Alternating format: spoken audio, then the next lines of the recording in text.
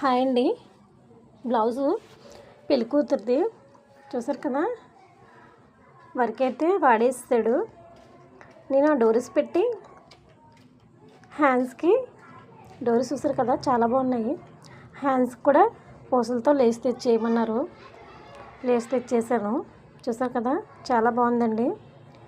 మీట 100 తీసుకున్నాడు కానీ పూసల మట్టుకి చాలా బాగున్నాయి.